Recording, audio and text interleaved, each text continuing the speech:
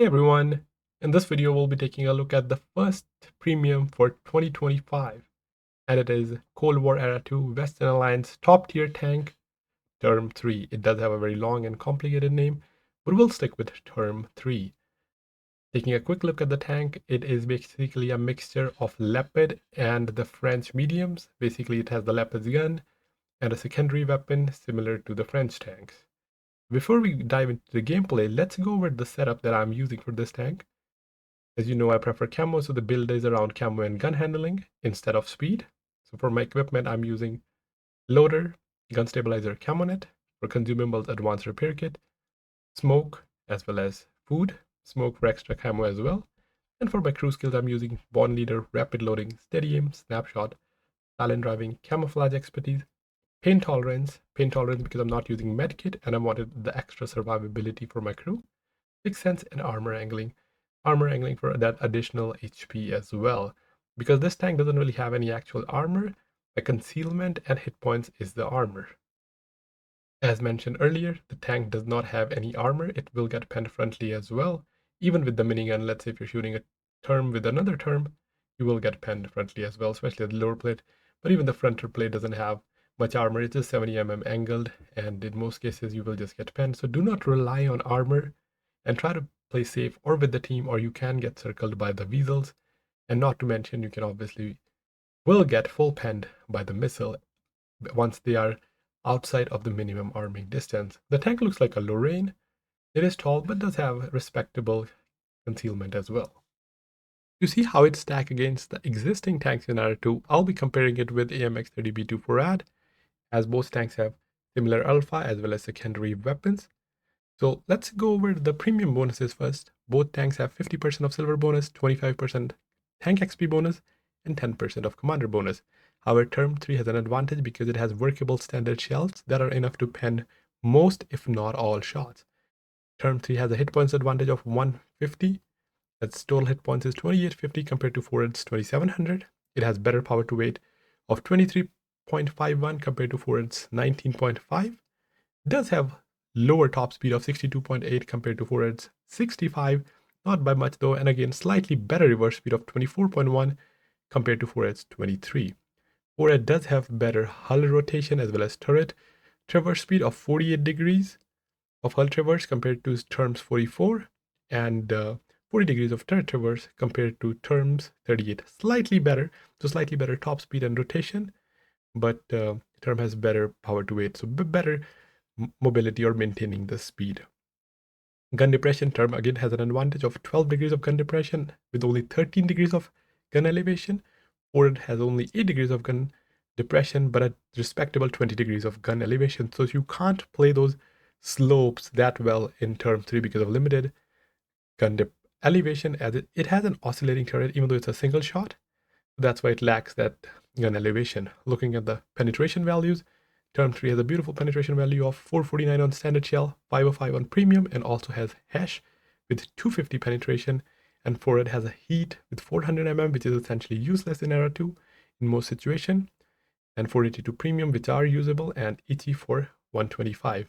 But if you're playing premium, your goal is to make money, because none of these tanks are the best. AMX-30B2 Brennus is, which is a tech tree tank, as it has much more armor with similar guns. But these tanks, I'm comparing these two tanks because they're both premium and still very, very solid, if not the best. Both tanks similar accuracy, slight better aim time for Turm 1.8 and for its 2.0, and Turm's accuracy is 0.24 compared to for its 0.26. Both tanks very similar reload. AMX-30B2 4 has 0.1 second of better reload, due to which it has close to 50 more DPM, but I would say as far as standard guns is concerned, Turm 3 is the clear winner. For secondary weapon, Turm 3 has 145 AP pen compared to 4's 87, also has 30 damage compared to 25 of 4ed, same aim time as well as accuracy and reload, but the shots per clip is only 40, so it has much lower DPM, only 3871 for minigun compared to 4's 5378, and also it has a smaller clip potential of 1200, and I think 4's is around 1700 or so. So as far as secondary gun is concerned, 4 is the clear winner as it has enough clip where you can more likely than not kill a tank, and the pen is still enough to pen those pesky light tanks or mediums or heavies towards the rear side or the back. 145 pen does come in handy sometimes to pen the tanks frontally more reliably, but in most situations, the minigun is towards the side or the back, and that's why 30B2 just has a better minigun. For view range, Turm 3 has 10 meters of better view range, same signal range, and concealment is better for Turm 3 as well for 1.5 meters. Barely any difference. It has a still concealment of 373 and a moving of 405. So for both these tanks, as I said earlier, if we look at the premium perspective, the job that a premium tank is supposed to do, Turm 3 is good. It's also not overpowered as a 4AD because 4AD does have huge minigun potential. And 4AD is more for premium spammers that only shoot premium because the premium shells are still workable. Whereas Turm, even the player that just wants to make silver, right? It's the more efficient silver maker. So out of these two tanks, I would prefer Turm 3. Now moving on to the question if I'll buy this tank or not. Well, not currently. The tank is only available at a 25% discount. And for me, my preference is to just save gold for Season Pass or Ultimate Season Pass, as those are the best discounts, or if there's a discounted on a tank for at least 50%. At this point, I will not be buying the tank, but once it's on sale for 50% or even available on free XP, I'll get this tank at that time. So I'll be showing two replays. The first one in Siege Friedline, where I'll start off with a more passive role, snipe early on, and then push in towards the city to use my HP. And then in the second game, I'll just push with my team while still playing conservatively. So, going to J5, a sniping position, True Vision M60A2, penned, and as you can see, I've still managed to minigun him for half my cliff. Some shots were blocked by my teammate. And that's the problem with minigun. Sometimes I get greedy, I'll start firing, but when you're firing, you can be easily traced by the opponent, and that's what happened. They saw the shells coming and I was missiled and I lost 1000 HP already. And that's why I try to carefully use the minigun, but sometimes, as I said, when you get greedy and there are a lot of missile tanks, which is the case these days, you will get penned. So try to micro peek as much as possible because this right angles is now more safer than what I was speaking earlier, as there's only a limited window where I can get shot from, and that's where I'm looking. Just trying to, true vision enemies, do some damage. The game just started and I am already at 3600 damage. Decent start though. Even at distance, we were able to use our minigun or secondary gun at 2 occasions. We are already winning 2 tanks. And again, now picking again on the left side, this is where I was picking initially. The reason I'm picking now is because we have won the field as well as our light tank is pushing forward. So I felt a little bit safe. But earlier on, it was my mistake. Just because I'm not spotted, it doesn't really mean much in Cold War because there will be people scoping you, especially for the obvious sniping spots. And the one I'm at is very obvious. And the good thing about this spot is you can shoot through this road when they're peeking, like the T-54D. Even though I did not pen with the minigun, I just love these miniguns, especially on mediums, because I can obviously track them. But the main reason is if the light YOLOs me, and I miss a shot, I will punish him with the minigun and they will end up getting tracked. And by the time, I finish with the minigun, they're not tracked and I can pen them with regular shells and just rinse and repeat. So this tank, it's a mixture of Leopard and 30B, and it does have the good qualities as well as, the gun of Leopard and then the minigun of the French tanks.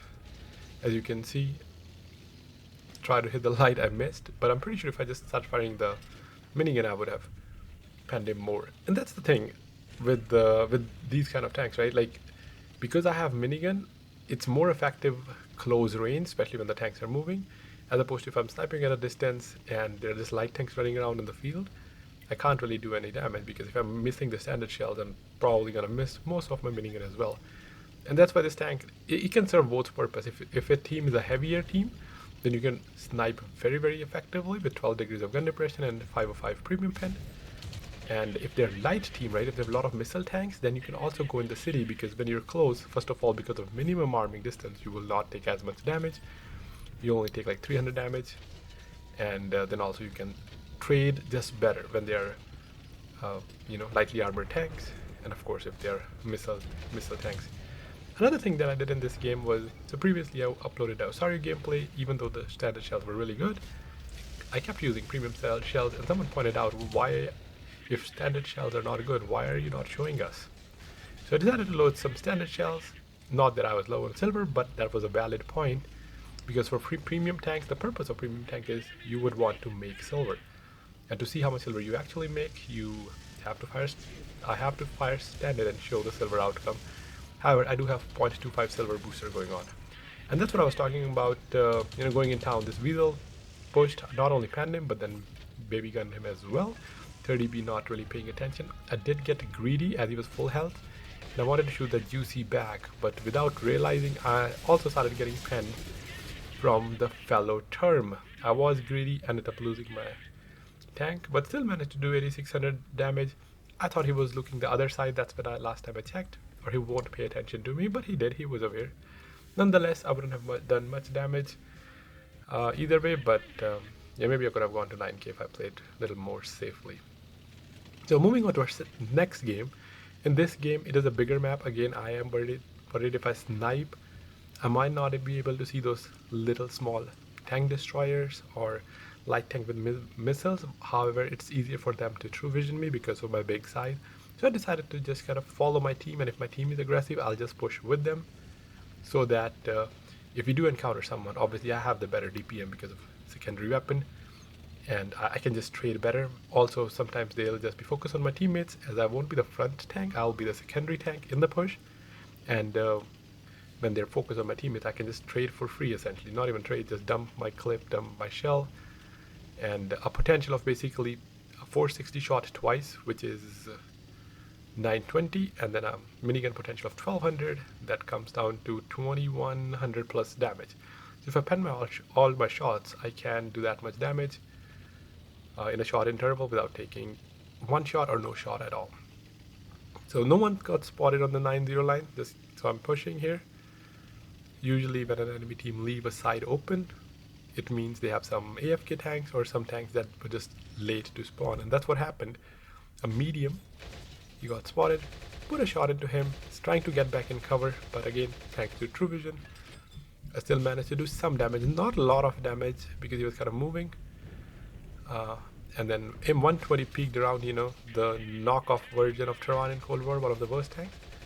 And then I do manage to pen him, as well as do some damage with the minigun, bringing my total to 1600. Again, just continuing with the lemon train approach, just pushing with my team, because I wouldn't have done anything else even if I stayed back. I couldn't go in town because we didn't have numbers, and the only position where I could be aggressive was toward the 8-9 line. Since we took JK line, just pushing the middle again so I can be hull down. As I can't stress it enough, 12 degrees gun depression is really nice, because you have to, even though you don't have armor, right, you have to expose your turret or a small portion of your turret, and you can, as I said, you already have that trading capability. They were pushing our tank destroyer, ELC even, he's dead, just trying to take some shots over here. The game is now close. I spotted another ELC even, unfortunately missed my shot. Might have penned him with the minigun, and again punishing the light with the minigun. That's the good thing about these mediums, they're big, they can't just YOLO around, they don't have missiles, but at least they can punish the tanks, like the ELC even, right? It can punish that tank, it can punish every light tank, and of course any medium that tries to be aggressive, or even a heavy. Because of that extra pen on the minigun, you have obviously more chance of penning the side of heavies when they're pushing, compared to the 30B minigun where you can struggle.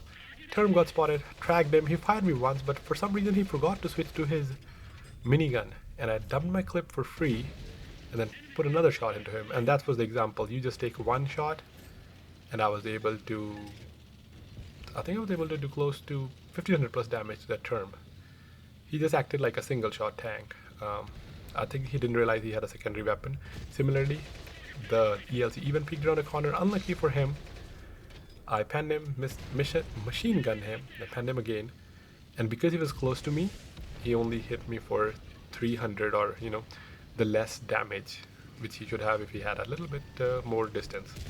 Push to M103, and again very satisfying to just shoot the tanks in the backside, and then finish with the main gun. Last tank remaining, 9400 damage.